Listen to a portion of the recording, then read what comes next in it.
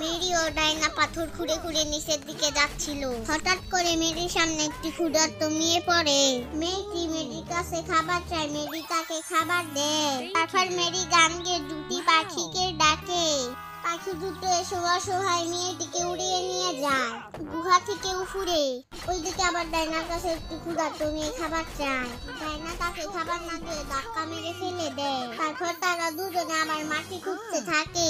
এবার তাদের সামনে পাথরে চাপা পড়া দুটি মেয়ে পড়ে। ডাইনার সামনে থাকা মেয়েটাকে উদ্ধার না করে তার মুকুটটি কেড়ে নেয়।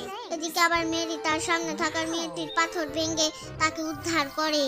মেয়েটি খুশি হয়ে মেরিকে অনেক ডায়মন্ড দেয়। তারপর মেরি গান গেয়ে দুটি পাখি ডেকে নিয়ে আসে।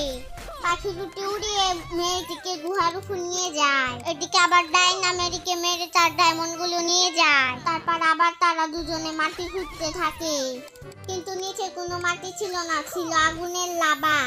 ডাইনা সেই আগুনের লাভাতে পড়ে মরে যায়। মেরি সেই মেয়েটির বিনোদনের সাহায্যে উপরে উঠে যায়।